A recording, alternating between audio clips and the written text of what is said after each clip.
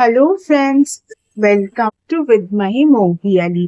আজকে চলে এসেছি আরো একটা বিশেষ বিষয় শেয়ার করব বলে। আজকাল কম বেশি একটা প্রবলেম সবার মধ্যেই দেখা যায়, সেটা হলো অ্যাংজাইটি।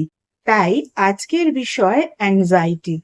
দেখো, চিন্তা ছাড়া মানুষ তো থাকতেই পারে না, কিন্তু কোনটা চিন্তা আর কোনটা দুশ্চিন্তা সেটাও না আমাদেরই বুঝে নিতে হয়। আর একবার যদি তুমি বুঝতে পারো কোনটা চিন্তা আর কোনটা দুশ্চিন্তা, তাহলে কিন্তু খুব সহজেই অ্যাংজাইটির হাত থেকে তুমি রিলিফ পেতে পারো। যখন তোমার মনে হবে তোমার অ্যাংজাইটি হচ্ছে বা তুমি কোনো কারণে অ্যাংজাস হয়ে পড়ছো, তখন না তুমি তোমার নিজের স্ট্রেংথকে কাজে লাগাও। এবার তোমার তো অনেক রকম স্ট্রেংথ আছে, কোন স্ট্রেংথকে কাজে লাগাবে? Strength of your five sense organs.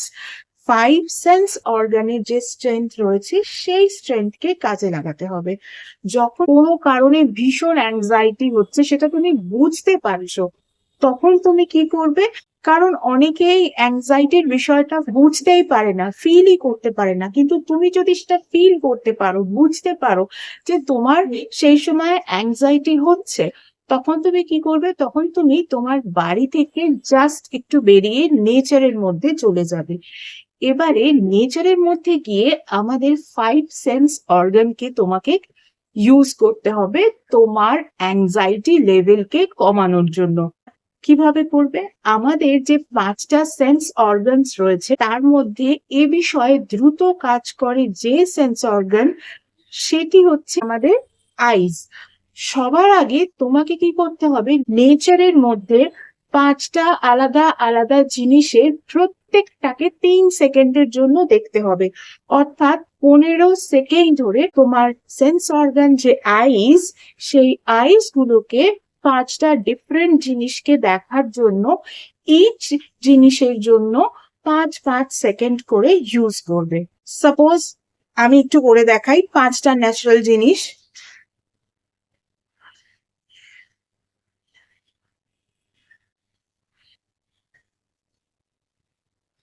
Like this. আমাদের এর পরের সেন্স অর্গান হচ্ছে স্কিন। অর্থাৎ এবারে আমরা টাচিং পাওয়ারকে কাজে লাগাবো। এবারে আমরা নেচার থেকে চারটে আলাদা আলাদা জিনিসকে 3-3 সেকেন্ডের জন্য টাচ করব। কিরকম? দেখো, এই যেমন আমি এই পাতাগুলোকে টাচ করলাম ফর 3 সেকেন্ডস, তারপর আমি এই স্টেমটাকে টাচ করলাম ফর 3 সেকেন্ডস, তারপরে আমি মোটা স্টেমটাকে টাচ করলাম ফর 3 সেকেন্ডস, তারপরে এখানে যে ফুলগুলো হয়েছে সেই ফুলগুলোকে আমি টাচ করলাম ফর 3 সেকেন্ডস। এভাবে কিন্তু আমরা আমাদের টাচিং পাওয়ারকে কাজে লাগাতে পারি। এর পরের আমাদের যে সেন্স অর্গান, সেই সেন্স অর্গানটা হচ্ছে ইয়ার। ইয়ারকে কাজে লাগিয়ে আমাদের হিয়ার করতে হবে, তাও ন্যাচারাল সাউন্ডস। কিভাবে? নেচারের 3টে আলাদা আলাদা সাউন্ডকে তোমাকে 3-3 সেকেন্ডের জন্য শুনতে হবে। এক্ষেত্রে অনেকেই বলতে পারো নেচারের কোনো আওয়াজ শুনতে পাচ্ছি না, হয়তো কোনো একটা পাখির ডাক শুনতে পাচ্ছ, বা খুব বেশি হলে যদি কাকেরও ডাক শুনতে পাও সেটাও। যেমন এই মুহূর্তে আমি কাকের কা কা শুনতে পাচ্ছি। এরপর ধরো তোমার আশেপাশে কোনো একটা গাড়ি চলে যাচ্ছে। এই ক্ষেত্রে যারা আমরা মেট্রো সিটিতে বাস করি, তারা সেই আওয়াজটাকেই নেচারের আওয়াজ বলে আমাদের ধরে নিতে হবে, কারণ ওই আওয়াজটা কিন্তু সাডেনলি আসছে। আমরা কিন্তু জানি না এক্ষুনি যে একটা গাড়ির আওয়াজ আমরা শুনবো বা শুনতে পাবো। কখনো কখনো এই যে হাওয়া আসছে, এই হাওয়ারও একটা সাউন্ড থাকে, সেটাকেও শুনতে হবে। আর যদি কেউ অ্যাংজাইটির কারণে কোনো পার্কে যাও, সেখানে বার্ডস এর আওয়াজ পাবে, সেখানে বাচ্চাদের আওয়াজ পাবে, সেখানে হয়তো ফাউন্টেন থাকলে জলের আওয়াজ পাবে। যাই হোক না কেন, নেচারের 3টে আওয়াজকে 3-3 সেকেন্ডের জন্য তোমাদেরকে শুনতে হবে। এরপরে আমাদের যে সেন্স অর্গান নোজ, তাকে কাজে লাগাতে হবে। অর্থাৎ স্মেল আমাদের নিতে হবে। নেচারের যে কোনো দুটো স্মেল আমাদের নিতে হবে, তাও আবার ইচ 3-3 সেকেন্ডের জন্য। কিরকম? দেখো, আমি জানি না এই গাছের পাতা স্মেল কিরকম, কিন্তু নেচারের স্মেল যেহেতু আমাকে নিতে হবে, তাই আমি এই স্মেল গুলো নেব। কিন্তু তোমরা যখন কোনো রকম ভাবে কোনো গাছের পাতার স্মেল কে নেবে, তখন কিন্তু দেখে নেবে সেই যে গাছটা, সেই গাছটার পাতা, স্টেম বা অন্যান্য কিছু কোনো রকম ভাবে হার্মফুল কিনা। আমার কাছে যে গাছটা আছে, আমি জানি না এর স্মেল কিরকম, কিন্তু এটুকু জানি এই গাছটা কোনো রকম ভাবেই হার্মফুল নয়। তাই আমি ইজিলি ফর 3 সেকেন্ড এই পাতাটার স্মেল নিতে পারি, বা এই ফুলটারও স্মেল নিতে পারি। স্মেল থাক বা না থাক, we have to try to take the smell. But যদি তুমি এটা জেনে থাকো তোমার আশেপাশে যে গাছগুলো রয়েছে সেই গাছগুলোর পাতাগুলোর স্মেল খুব একটা ভালো নয়, বা এগুলো হিউম্যান লাইফের জন্য একেবারেই ঠিক নয়, তাহলে কিন্তু সেই ভুলটা একেবারেই করতে যাবে না।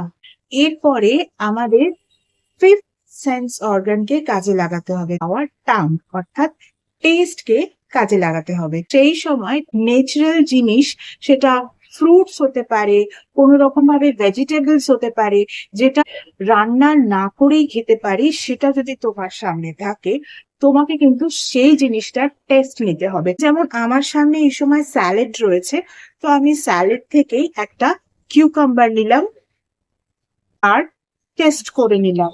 কারণ আমার এই মুহূর্তে অ্যাংজাইটি হোক না হোক, আমাকে কিন্তু এই প্রসিডিওরটা কমপ্লিট করতেই হতো। কারণ আমি তোমাদেরকে দেখাতে দেখাতে থ্রু আউট দ্য প্রসিডিওর গিয়েছি। তাহলে বুঝতে পারলে এইরকম ভাবে না আমরা আমাদের অ্যাংজাইটি লেভেলকে অনেকটা কমিয়ে ফেলতে পারি। কখনো কখনো এমনও হতে পারে যে আমরা আমাদের অ্যাংজাইটি লেভেলকে একেবারে জিরোই করে ফেলছি, আমাদের আর কোনো অ্যাংজাইটি থাকছেই না। তাহলে এবার যদি বোঝো যে তোমার অ্যাংজাইটির কোনো প্রবলেম হচ্ছে, তুমি অ্যাংজাস হয়ে যাচ্ছ, এই প্রসিডিওরটা একবার ইউজ করে দেখো। বুঝতে পারবে তখন যে এই প্রসিডিওরটা কতখানি কার্যকর।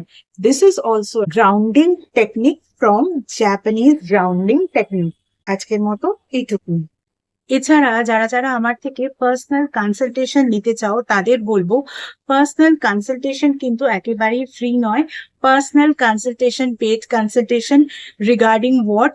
Regarding numerology, vastu, tarot reading, tarot healing, crystal healing, healing with meditation, healing with reiki, healing with symbolism, healing with law of attraction, এর সঙ্গে সঙ্গে অ্যাস্ট্রোলজি, সনাতন ধর্মীয় পদ্ধতিতে স্পেল কাস্টিং, এবং তার সঙ্গে সঙ্গে এমন কিছু স্পেশাল রেমেডিস যেগুলো তোমাদের ওভারঅল ডিটেলস চেক করার পরেই দেওয়া যায়, এভাবে জেনারেলি দেওয়া যায় না, ইত্যাদি বিষয়ে কনসালটেশন নিতে হলে কিন্তু স্ক্রিনে যে ইমেল আইডিটা দেখতে পাচ্ছ, সেই ইমেল আইডিতে অ্যাপয়েন্টমেন্ট বুক করো। তাহলে তখন কিন্তু তোমাদের অ্যাপয়েন্টমেন্ট বুকিং স্লট প্রোভাইড করা হবে।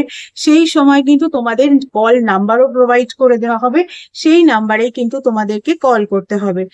গত 1 বছর ধরে তোমরা যেভাবে আমার ফেসবুক পেজটাকে লাইক, ফলো, শেয়ার করেছো, আমার পেজে তোমাদের বন্ধুদেরকে ইনভাইট করে নিয়েছো, তাদের বন্ধুদেরকেও ইনভাইট করে নিতে বলেছো, ঠিক একই রকম ভাবে আমার ইউটিউব চ্যানেলটাকেও কিন্তু সাবস্ক্রাইব করতে হবে। তোমাদের বন্ধুদেরকেও বলতে হবে আমার ইউটিউব চ্যানেলটাকে সাবস্ক্রাইব করে নিতে।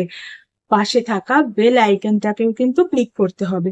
আজকের মতো এইটুকুই। আবার অন্য কোনো ভিডিওতে নিশ্চয়ই তোমাদের সঙ্গে দেখা হবে।